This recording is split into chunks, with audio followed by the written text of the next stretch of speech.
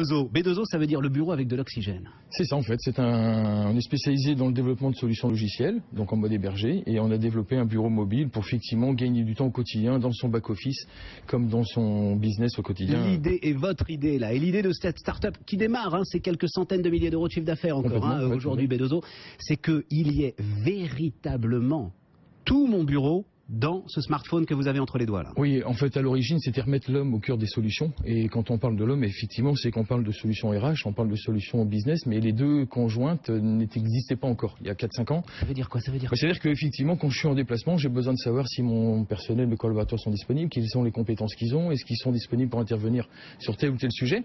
Mais j'ai besoin de tout à un instant T, le lien avec l'ensemble de l'entreprise, pas seulement les dossiers, que la CRM, pas que... Voilà, CRM c'est la relation client. Voilà, bon ça CRM on en a comme d'autres de vos invités de cette semaine, mais c'est pas ça. C'est disposer de suffisamment d'informations pour être autonome, travailler en temps réel.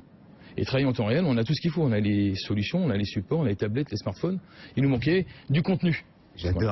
Attendez, j'adore les entrepreneurs parce que ce qu'il a dit là, vous comprenez, il a dit comme certains de vos invités cette semaine, on a juste reçu Salesforce, le géant mondial californien de l'ensemble de ces solutions. Mais pour vous, c'est aucune importance. C'est pas ça.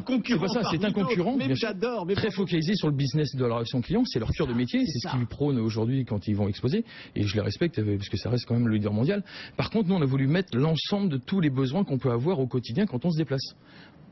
Les solutions RH, la gestion de projet, la CRM, la gestion d'affaires, mes facturations. Je peux faire mes factures en vous attendant dans le salon. C'est pas seulement le client et l'ensemble de son dossier qui se retrouve dans mon smartphone, c'est tout l'open space finalement. C'est un peu ça. Voilà. C'est l'ensemble du service. De façon, travailler en temps réel, c'est ce qu'on fait au quotidien. Comment faire pour qu'on ne le vive pas comme un esclavage? Parce que le nom de la boîte, c'est très bien, B2O. L'oxygène, le bureau qui est partout. Sauf que pour beaucoup de ceux qui nous écoutent et qui nous regardent, c'est vécu comme un esclavage, ça, aujourd'hui. C'est-à-dire que le bureau, il sera tout le temps avec moi, je ne pourrai jamais déconnecter. Alors si, après, libre à chacun de savoir le déconnecter. Nous, technologiquement parlant, on sait mettre des verrous d'entrée ou de sortie pour dire à partir de telle heure, pas le droit de se servir de la solution.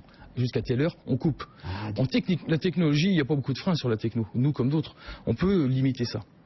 Donc il y a les problèmes culturels, il y a les problèmes législatifs. C'est très très important ce que vous venez de dire, c'est-à-dire que souvent c'est les salariés qui eux-mêmes sont demandeurs aujourd'hui. Voilà, sont eux-mêmes obsédés par être connectés en permanence. Et finalement c'est au patron à un moment de prendre la décision et de dire non, moi vous allez me donner la possibilité que les mecs coupent à 21h. Bien sûr, il faut. Sinon on va pas vivre. Il faut parce que sinon faut un cadre. Le cadre il est législatif, c'est la société civile ou c'est l'entreprise, le management, la direction des ressources humaines.